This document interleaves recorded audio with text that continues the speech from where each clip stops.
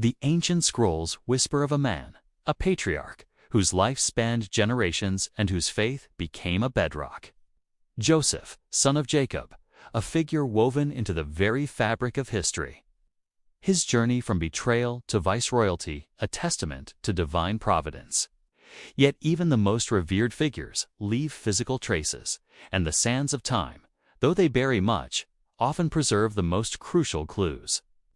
We are presented with a narrative of immense personal trials and extraordinary triumph, a story that has echoed through millennia.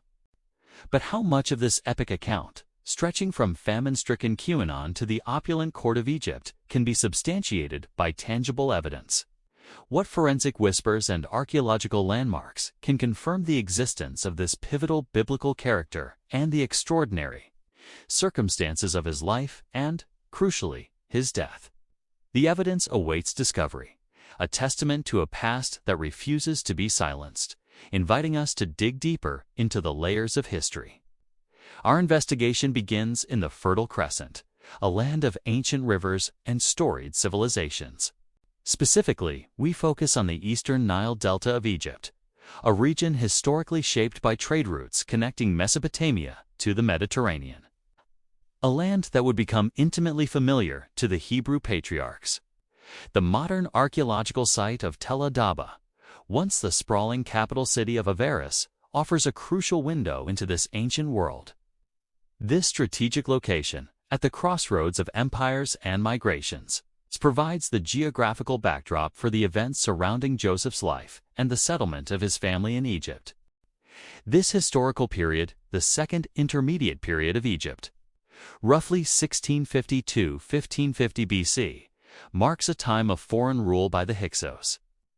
A pivotal era for understanding the cultural and political landscape into which Joseph, or figures like him, would have been integrated. The biblical narrative of Joseph unfolds within a meticulously constructed timeline, a thread stretching back to the dawn of human history. From Adam, the first man, through the generations of Noah, Abraham, Isaac, and Jacob, we trace a genealogical lineage that culminates in Joseph. His life, occurring within the vast sweep of the Middle Bronze Age, coincides with significant global developments. While Joseph navigated the complexities of Egyptian politics, the Minoan civilization flourished in the Aegean. The Hittite Empire was solidifying its power in Anatolia, and Vedic culture was taking root in the Indian subcontinent. This specific era in Egyptian history, the Second Intermediate Period, represents a critical juncture, a time when Semitic peoples, known as the Hyksos, exerted significant influence, even ruling portions of Egypt. This period of upheaval and cultural exchange provides a unique context for the biblical account. Projecting forward, Joseph's story leads us toward the eventual exodus of his descendants, a monumental event that would shape the identity of Israel and ultimately pave the way for the coming of the Messiah, Jesus Christ, whose life and teachings stand at the apex of this sweeping historical and spiritual narrative. The biblical account of Joseph begins with his father, Jacob, favoring him above his other sons. This favoritism manifested in a special coat of many colors, a symbol of his esteemed position, and in dreams that foretold his future dominance over his brothers. These dreams, interpreted as prophetic visions of his brothers bowing before him, ignited deep resentment and jealousy. The stage was set on the plains of Canaan, a land teeming with life and fraught with familial tensions. The brothers, tending their flocks, saw Joseph approaching, and the seeds of betrayal were sown. Tel Adaba, ancient Avaris. The very ground beneath our feet can speak volumes about the past. And at Tel Adaba, the ancient city of Avaris, the capital of the Hyksos rulers, archaeological excavations have unearthed layers of history that resonate with the biblical narrative of Joseph's life and the presence of foreign peoples in Egypt. Its sprawling site, located in the northeastern Nile Delta, was a major center of power and cultural exchange during the Second Intermediate Period. Its strategic location facilitated trade and migration, making it a melting pot of various populations, including Semitic peoples from the Levant. The city's architecture, urban planning, and burial practices reveal a complex society with significant non-Egyptian influences, providing a tangible context for the settlement of Joseph and his family, who were of Canaanite origin. Researchers have uncovered evidence of distinct residential areas, administrative buildings, and temples, indicating Avaris's importance as a royal and religious center. The style of construction and the artifacts found within these structures often display a blend of Egyptian and Near Eastern artistic traditions, reflecting the multicultural environment. The scale of the city itself, with its extensive fortifications and elaborate palaces, points to a powerful and influential rulership, consistent with the period of Hyksos dominance when foreigners held significant sway in Egypt. The extensive exploration of Tel el-Dabba has revealed multiple settlement layers, allowing archaeologists to meticulously reconstruct the city's development and decline, providing a chronological framework for understanding the time frame of the biblical account. The sheer size and strategic importance of Avaris make it a plausible setting for the events described in Genesis, where a foreign official like Joseph could rise to prominence within the Egyptian administration. The ongoing excavations continue to shed light on the daily lives, religious beliefs, and political structures of the people who inhabited this ancient metropolis, offering a compelling geographical and architectural foundation for the biblical story. The precise identification of Avaris as a major Hyksos stronghold aligns perfectly with the historical context described in the book of Genesis. Scholars argue that this period saw a significant influx of people from Canaan into Egypt, a migration that would have been facilitated by the open-door policy of the Hyksos rulers. Wait, the evidence goes deeper. The very layout of the city, with its distinct districts and housing styles, allows us to visualize the environment in which Joseph might have lived and worked. The discovery of foreign-style dwellings, complete with communal courtyards and distinct architectural features not typically Egyptian, further reinforces the likelihood of substantial foreign populations residing in Avaris. It's a city that whispers of encounters between cultures, of settlement and integration. And this archaeological testament stands as a powerful corroborator of the biblical narrative setting. Cast out by his brothers and sold into slavery, Joseph was taken to Egypt. There, his integrity and skill brought him favor in the household of Potiphar, an officer of Pharaoh. He rose to a position of trust, managing his master's affairs. However, false accusations led to his imprisonment, a seemingly insurmountable setback. Yet, even within the confines of the prison, Joseph's innate ability to interpret dreams and his steadfast character shone through, eventually bringing him to the attention of the Pharaoh himself. Brooklyn Papyrus, 35.1446. Beyond the archaeological landscape, ancient texts offer profound insights into the socio-political realities of ancient Egypt, and the Brooklyn Papyrus, specifically document 35.1446, provides a remarkable glimpse into administrative practices and the presence of foreign labor, lending credence to the possibility of individuals like Joseph holding influential positions. This papyrus, dating to the late Middle Kingdom or early Second Intermediate period, lists individuals, predominantly women and children, identified by their names and origins, often described as Asiatic or Canaanite, who were apparently being supplied as laborers or servants. The document details the quantities of oil or other goods distributed to these individuals, illustrating an organized system of management and resource allocation for foreign populations within Egypt. The fact that such a detailed record exists, cataloging non-Egyptians and their provisioning, underscores the administrative capacity and the societal integration of people from the Levant during this era. Minimalists and maximalist academics remain divided on the exact implications of such papyri, with some viewing them as evidence of widespread foreign presence and potential for assimilation, while others interpret them more narrowly as specific administrative transactions.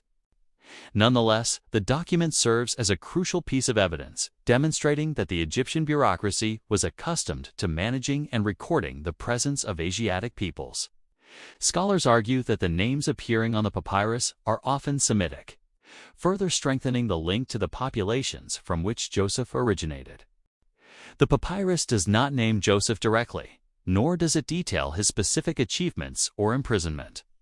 But its existence confirms the broader historical framework wherein a foreigner from Canaan could be integrated into Egyptian society, potentially rising to significant administrative roles. The detailed nature of the entries, specifying provisions and individuals, hints at the complex bureaucratic machinery that would have been capable of managing a figure like Joseph, who eventually became a trusted advisor to Pharaoh.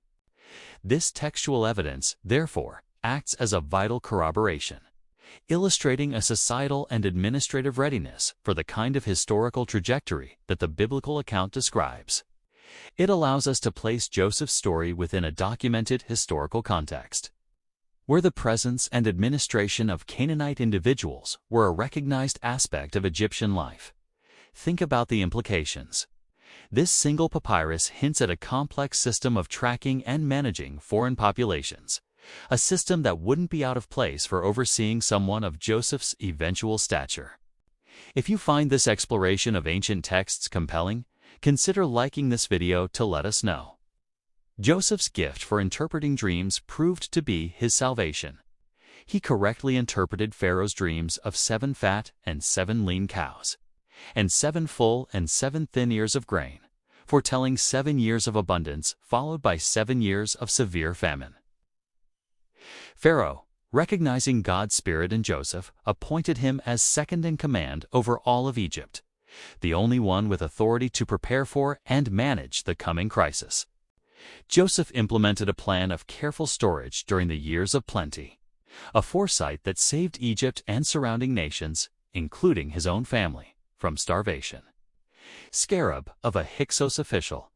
The most compelling evidence can sometimes be found in the smallest of artifacts, and the scarab seals unearthed from ancient Egyptian sites offer tangible links to individuals and their roles within the administration, including those of foreign origin, providing forensic weight to the historical narrative. Particularly significant are scarabs found at sites like Tel el-Daba, dating to the Hyksos period, which bear inscriptions identifying their owners as officials serving under the foreign rulers.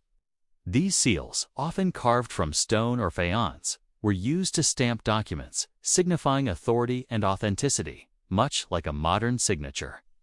The inscription on a specific scarab, naming an individual as a Hyksos official or bearing titles associated with the administration of the time, serves as a direct piece of forensic evidence. It is not merely a symbol of a period, but a potential identifier of a person who held power and operated within the Egyptian governmental structure during the Second Intermediate Period. Scholars argue that the style and epigraphy of these scarabs can be meticulously dated and attributed to specific reigns or periods within Hyksos rule, allowing for precise chronological placement.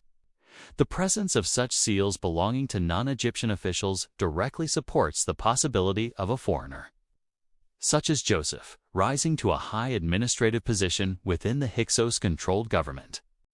The names and titles inscribed on these scarabs are often Semitic in origin, further reinforcing the ethnic background of those in positions of authority during this era. While no single scarab has been definitively identified as belonging to Joseph himself, the collective discovery of numerous such seals belonging to Hyksos officials provides irrefutable proof that individuals of foreign descent held significant administrative power in Egypt during the time frame of Joseph's narrative. These artifacts are not mere decorative items. They are the seals of authority, the forensic markers of officialdom left behind by individuals who wielded influence. They are the tangible remnants of a complex governmental system that, as the biblical text suggests, was open to integrating skilled individuals from beyond its borders. If we are to understand the past, we must engage with these physical remnants, these keys to unlocking the lives of those who shaped history. This is where the most direct, almost personal, evidence emerges. A tangible object bearing the mark of an official from that precise historical moment and political context. Do you believe these artifacts hold the keys to unlocking ancient truths? Subscribe to Faith and Facts for more groundbreaking historical investigations. The convergence of archaeological findings at Tel El-Deba, the textual evidence from the Brooklyn Papyrus, and the forensic confirmation provided by scarabs of Hyksos officials collectively builds a robust case for the historical plausibility of the biblical account of Joseph. These independent lines of evidence do not merely suggest a possible scenario. They establish a compelling historical context that aligns remarkably with the biblical narrative's geographical setting, its administrative structures, and the socio-political realities of foreign presence and influence in ancient Egypt during the Second Intermediate Period. While the Bible recounts a divine narrative, the historical layers revealed by dedicated research provide an undeniable earthly foundation. The sheer volume of Semitic peoples in Egypt, the organized management of foreign labor, and the verifiable authority held by non-Egyptian officials during this era, all attested to by these distinct forms of evidence, confirm that the world depicted in Joseph's story was a real and tangible one.